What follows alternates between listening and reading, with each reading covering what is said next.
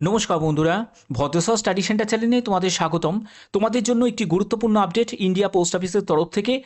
নতুন বিজ্ঞপ্তি, যেখানে আবেদন করতে গেলে যে কোনো রাজ্য থেকে তোমরা আবেদন করতে পারো এবং সেই রাজ্যের মধ্যেই তোমাদের পোস্টিং হয়ে যাবে।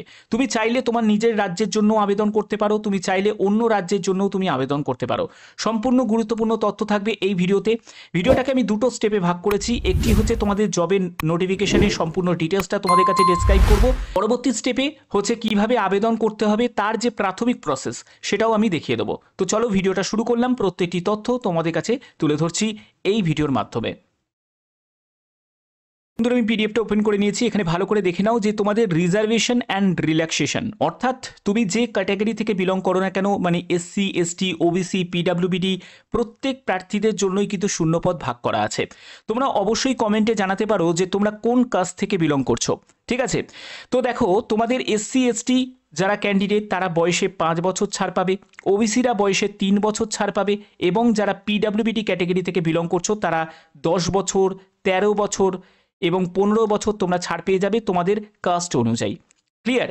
আচ্ছা, এর পরবর্তী দেখো তোমাদের 7 নম্বর পয়েন্টে যেটা বলা হচ্ছে অ্যাপ্লিকেশন গাইডলাইন্স, অর্থাৎ a candidate can apply for more than one post by filling separate application. অর্থাৎ তুমি যদি একাধিক পোস্টের জন্য যদি আবেদন করতে চাও, তোমাকে আবেদন তুমি করতে পারবে, কিন্তু তোমাকে সেপারেটভাবে আবেদন করতে হবে, এবং সেপারেটভাবে আবেদন করার জন্য সেপারেটভাবে তোমাকে আবেদন মূল্যও তোমাকে জমা করতে হবে।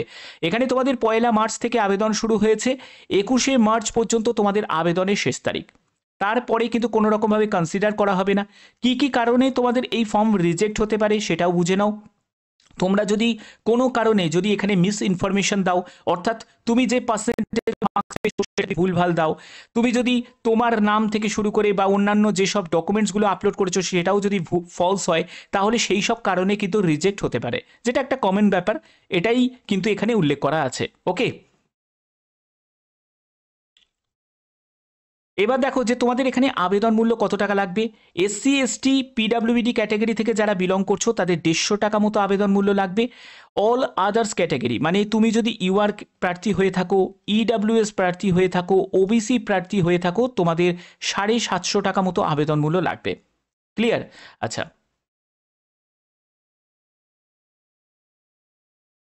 এখানে তোমাদের বেতন কত টাকা থাকছে দেখো।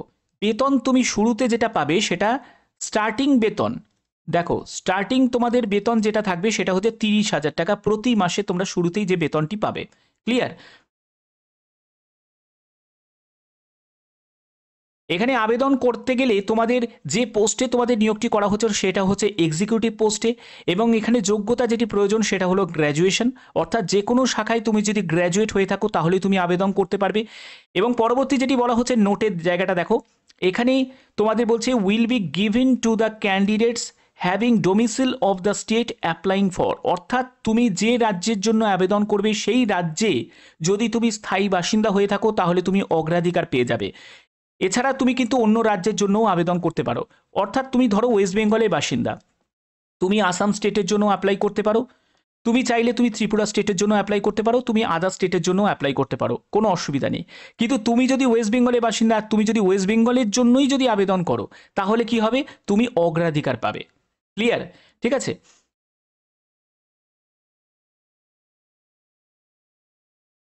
এবার দেখো যে তোমাদের কোন পোস্টে নিয়োগটি করা হচ্ছে।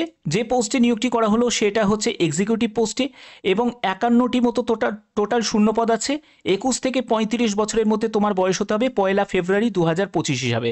এর আবেদন তোমাদের শুরু হয়েছে এবং তোমরা প্রত্যেকে আবেদন করতে পারো। একজন মেল ক্যান্ডিডেট সেও আবেদন করতে পারে, একজন ফিমেল ক্যান্ডিডেট সেও কিন্তু আবেদন করতে পারে। তো চলো অফিসিয়াল ওয়েবসাইটে চলে যাচ্ছি, আবেদন করার তোমাদের প্রাথমিক প্রসেস তোমাদের কাছে তুলে ধরছি। তো বন্ধুরা, আমি অফিসিয়াল ওয়েবসাইটটা ওপেন করে নিয়েছি, তোমরা এখান থেকে দেখতেই পাচ্ছ। আমি এর লিঙ্ক আমি ডেসক্রিপশানে দিয়ে দেবো, তোমরা সেখান থেকে ডাইরেক্ট কিন্তু আবেদন করতে পারবে। আবেদন করার তোমাদের প্রাথমিক প্রসেসটা আমি দেখাচ্ছি। তো দেখো, আবেদন করার জন্য click here for new registration এই অপশানে তোমাকে ক্লিক করতে হবে। এখানে ক্লিক করার পরে তোমার ফার্স্ট নেমের একটি জায়গা চলে আসবে, তারপরে তোমাকে কনফার্ম ফার্স্ট নেম করতে হবে, মিডল নেম বা কনফার্ম মিডল নেম করতে হবে, last name confirm last name করবে, তারপরে ফুল নেম এখানে চলে আসবে, তারপরে হচ্ছে মোবাইল নাম্বার দেবে, কনফার্ম মোবাইল নাম্বার দেবে, অল্টারনেট মোবাইল নাম্বার এটা কিন্তু অপশনাল, তারপরে মেল আইডি দেবে, কনফার্ম মেল আইডি দেবে, তারপরে সিকিউরিটি কোড, এরকম একটা সিকিউরিটি কোড তোমাকে কিন্তু এখানে এন্টার করতে হবে। সেভ অ্যান্ড নেক্সটে গিয়ে ক্লিক করবে, তোমাদের রেজিস্ট্রেশন কমপ্লিট হয়ে যাবে। পরবর্তী স্টেপটা থাকবে হচ্ছে ফটো সিগনেচার, যেখানে তোমাদের ফটো আর সিগনেচার তোমাকে আপলোড করতে হবে। তারপরে হচ্ছে ডিটেলস থাকবে, যেখানে তোমার সম্পূর্ণ অ্যাড্রেসের ডিটেলস থাকবে, তোমার কোয়ালিফিকেশনের ডিটেলস থাকবে, সেগুলো থাকবে। কিছু ডকুমেন্টস তোমাকে আপলোড করতে হবে, সেগুলোও কিন্তু তোমাদের প্রয়োজন আছে। ঠিক আছে, ডকুমেন্টস কী কী লাগছে সেই ব্যাপারটাও তোমাদের বলে দিচ্ছি আমি। ডকুমেন্টসের ব্যাপারটা দেখো, এখানে দেখো তোমাদের গাইডলাইন ফর স্ক্যানিং এবং অ্যান্ড আপলোডিং ডকুমেন্টস, কী কী ডকুমেন্টস তোমাকে আপলোড করতে হচ্ছে সেটা হলো ফটোগ্রাফ আপলোড করতে হবে। এখানে সাইজটা কিন্তু অবশ্যই তোমাদের মেনশন করা আছে 200x230 পিক্সেলের মধ্যে, 20 কেবি থেকে 50 কেবির মধ্যে হতে হবে, এটা হলো ফটোর ক্ষেত্রে বলছে।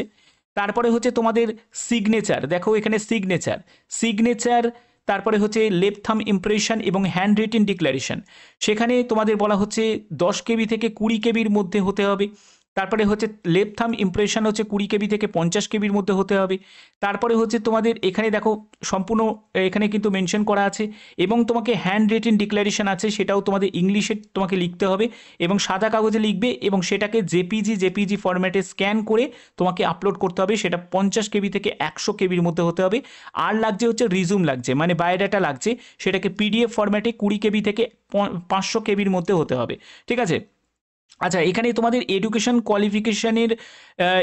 কোয়ালিফিকেশন বা তোমাদের কাস্ট সার্টিফিকেট কিন্তু লাগছে না, আমি এই জায়গাটা মেনশন করে দিচ্ছি, এডুকেশন কোয়ালিফিকেশন, ঠিক আছে, এটা লাগছে না এখন।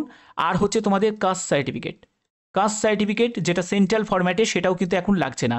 তুমি যখন ফাইনালি তুমি সিলেক্ট হবে, তোমাদের স্ক্রুটিনি করে তোমাকে যখন ইন্টারভিউতে ডাকা হবে, তারপরেই কিন্তু তোমাদের এগুলো প্রয়োজন হবে।